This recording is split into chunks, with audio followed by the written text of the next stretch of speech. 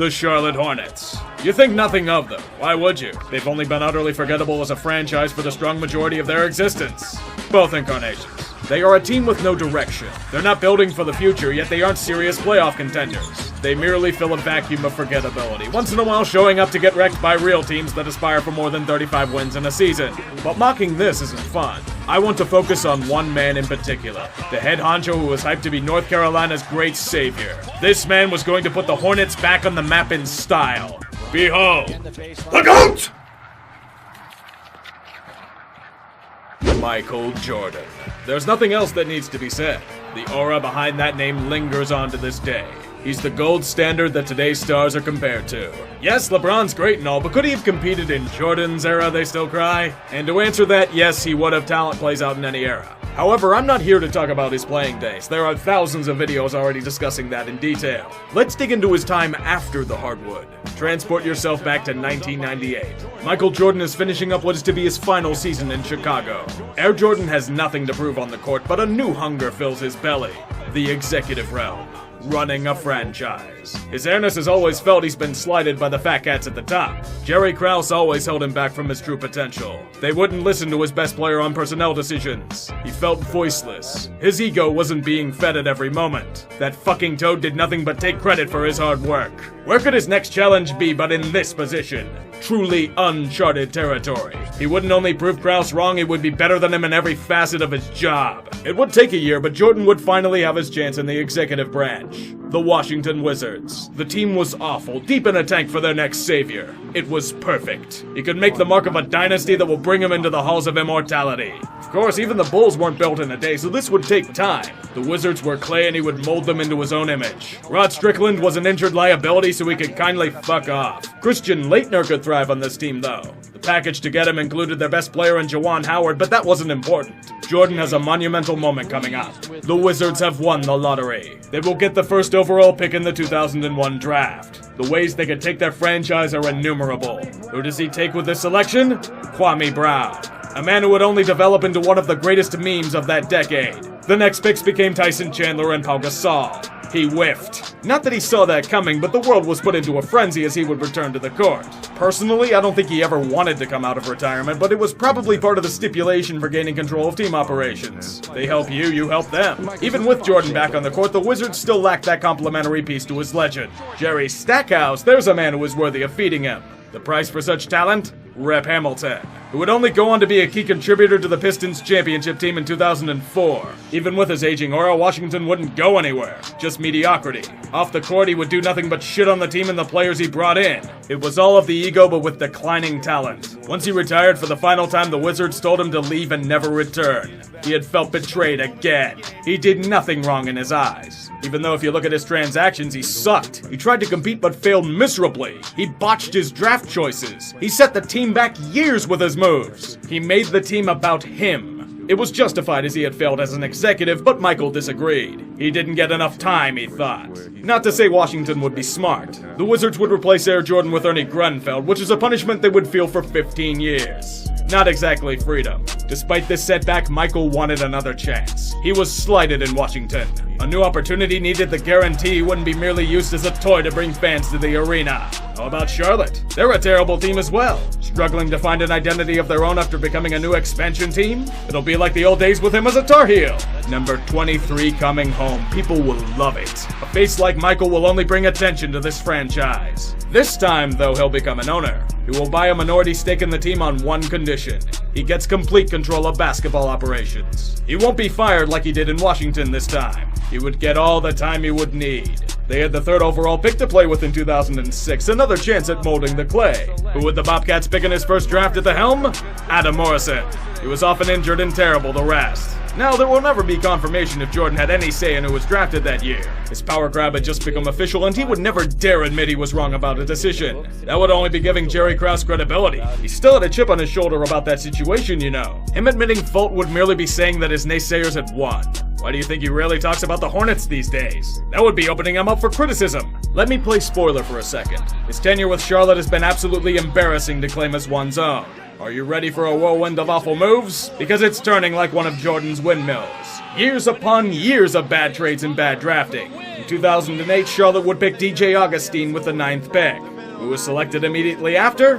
Brooke Lopez. 3 years later, they would want a franchise-altering center. They would move heaven and earth, including Steven Jackson and Sean Livingston, to move up to select one man, Bismack Biyombo. He sucked and was gone in 4 years. The first-round pick they also gave up for such a prize? Tobias Harris. The next year, they were awful but lost the lottery to New Orleans. With the second overall pick, they'd select Michael Kidd-Gilchrist, who would develop into nothing.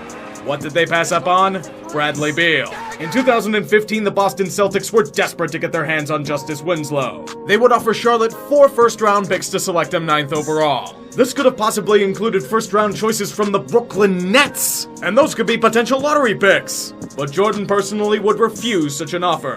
Who did they hold out for? Frank Kaminsky, who would unsurprisingly do nothing in Charlotte. 2017 had the same thing happen. Head coach Steve Clifford was begging them to pick a budding prospect, but they dismissed his pleas. They would pick a flop in Malik Monk instead. Who did Clifford pound the pavement for? Donovan Mitchell. How about the year before, where they traded a late first-rounder for Marco Bellinelli? He'd be gone in a year, but who would they have picked if they didn't get him? Pascal Siakam. Not so easy, is it, Michael? Wait, I'm being too judgmental. What about his decisions away from the draft? How about trading assets, including a first-round pick in 2014 for Tyrese Thomas? Decent backup big man? Not a big deal, you say, but what ended up becoming of that pick? Yusuf Nurkic. How about trading Corey Maggette for Ben Gordon in a first-round pick that same year? Charlotte even got an earlier pick than the one they traded to Chicago. They pissed it away on Noah Vonleh. Gerald Wallace was good for a bit, before he was traded for a mere pittance of his talent. Remember when they brought in Dwight Howard, and then realized he was a cancer and traded him away for an anchor contract? Marvin Williams is decent, so why not grossly overpay him to force him to stay in this hellhole? It's at this point where one would suspect that Jordan is afraid of failure. He doesn't want to tank, even though his efforts have mostly failed miserably to this point, because he still has to prove that he's better than Jerry Krause. Look at the 2016 NBA free agent class. The salary cap is rising exponentially. Despite everyone playing eons over their heads and making the playoffs, it would be wise for the Hornets to sit this one out. Even if Nick Batum had a solid year in Charlotte, he would be grossly overpaid on the market like everyone else. He's useful, but signing him wouldn't make them a true contender. Hold on, just give me 1 second. I'm about to bust. Oh, I'm sorry. I thought this was the bathroom. Oh, good Lord. Insanity. $24 million a year for Nick Batum? Now look, I'm not saying Batum is a scrub. He's a decent role player and swingman, but you overpaid him by at least $10 million per year. You gave him as big of a contract as Harrison Barnes. And that guy was a key contributor to a championship team. Am I supposed to be shocked that his career year was just that? An abnormality. Batum hasn't just flopped, he's become a black hole, which is an unbelievably terrible investment for what is a budget that most businesses would dream for. Don't even ask how he's doing this year, it'll have you begging for NFL-style deals. This leads to the current situation, where the Hornets are locked into a bevy of awful contracts, including that of Kidd-Gilchrist, the second coming of Bismack Biyombo, Marvin Williams, Tyler Zeller, and one Nick Batum. Who does this end up hurting? Kemba Walker. You don't think he's good enough to be the face of your franchise, even though he's been that for years.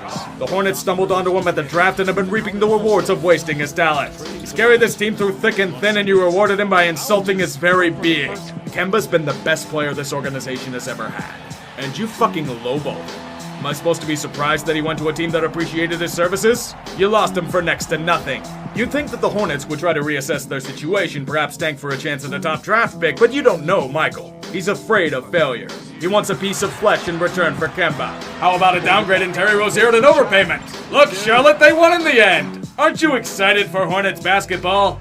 You aren't? Well, you should be with being locked into a cell with those terrible deals they've signed. Now, here's the one thing I have never understood about this whole situation. As a player, Michael Jordan was about greatness. He never settled on anything less than the best for both himself and his teammates. His drive and hunger were legendary.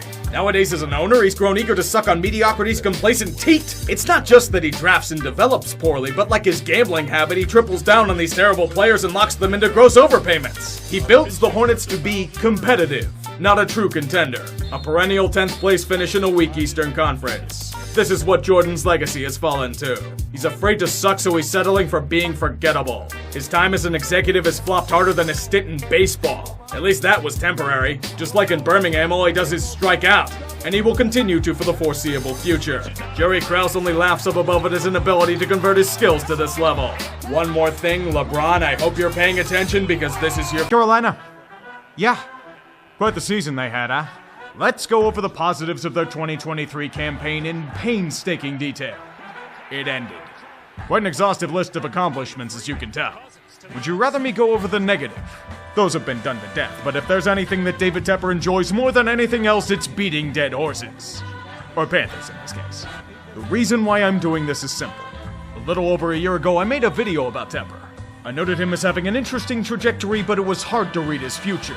He had some major red flags, but I wanted to see if he could rectify his issues and guide his franchise through murky waters. This was a critical year for Tepper and Carolina as a whole, and many big decisions had to be made. He failed. At all of them. Miserably. That might honestly be an understatement. When you're getting comparisons to Dan Snyder, it's dire. And that can only be understood if you go back to when the last video left off.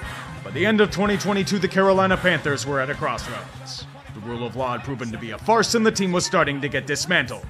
Pieces sewn off in the relentless struggle to find an identity. But there were some positive signs to end the year. Interim coach Steve Wilkes was starting to get buy-in from the players. After a 2-7 start with all seeming loss, the Panthers did something rather unexpected. They started winning games. They started playing with moxie. They started forging an identity, running the football with authority supported by a Sam Darnold aerial assault. Wilkes rebounded to finish with a .500 record as coach. It was a feel-good story, but they just weren't good enough. That final loss to Tampa Bay, it would have been glorious if they clinched the division, but they started out too poorly. The only consolation was prolonged death. Hindsight, it was both the best and worst thing to happen. All that winning was fucking their draft position. In long term, the Panthers needed a franchise QB. Their previous attempts at going to the second-hand carousel had failed. They needed to splurge on the brand new merchandise. With only one shot at it, Carolina had to make a direct hit. David had himself a huge decision to make. Stay with the hot hand in Steve Wilkes, a coach that players love, or traverse the great unknown. There's no denying that Wilkes did a good job with shoestring parts, but he wasn't the sexy option. Tepper wants the best, and the only way to do that is to splurge. Unlike last time, he isn't gunning for an elite college coach, but a proven NFL commodity. The Fourth Reich will rise from the ashes and lead the Panthers to glory. To aid him, David will spare no expense. He will bring together an all-star coaching staff, the best of the best, from completely different coaching philosophies. An OC from Sean McVay's system, a QB coach groomed down in Houston, a running back coach from Detroit, a passing game coordinator under Frank Reich in Indianapolis, and Jim Caldwell as an advisor. Too many cooks in the damn kitchen. And throwing money at every single thing might not fix that. But as long as they don't fuck up their franchise QB decision, they should be okay. Until the trade. Every great team has one, right? Carolina needed theirs. Good for them, the Texans fucked up their tanks, so the Bears are willing to move down to accrue capital for the #1 pick. And as any analytical trend could tell you, the best chance to get the best is to pick first. For Tepper, there's no choice but to make it happen. There's only one major problem with this gambit.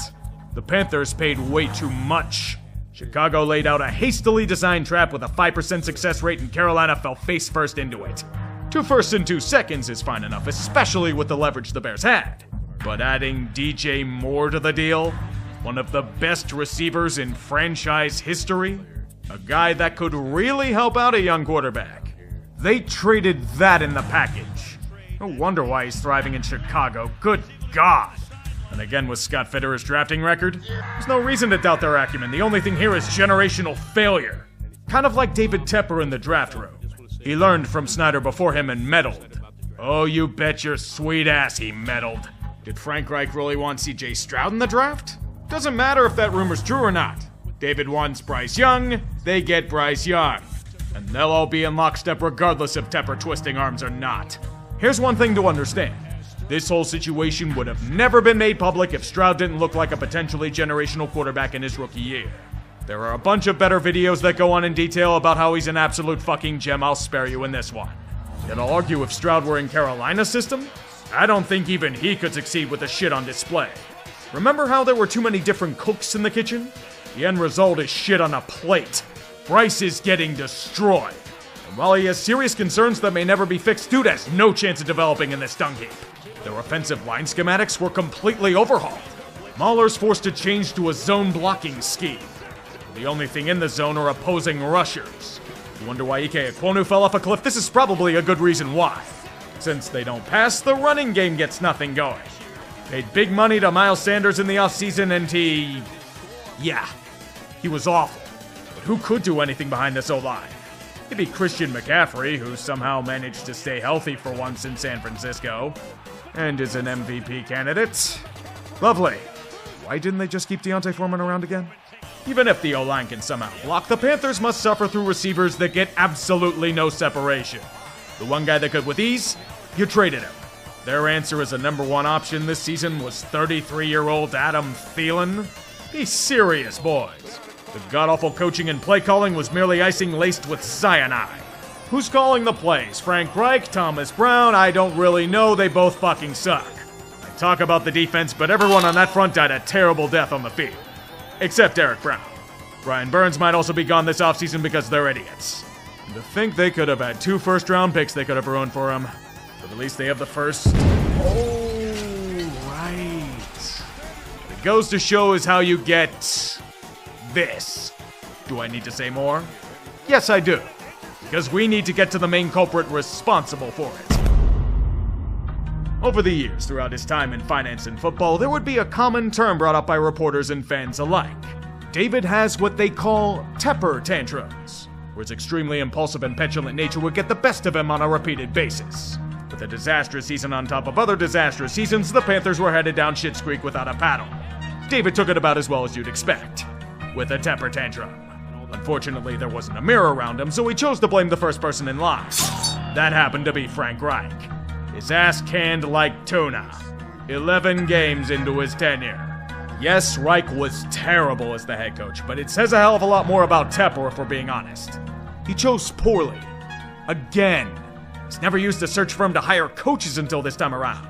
He just hopes that throwing money around can fix things and say fuck it and burn the money in effigy.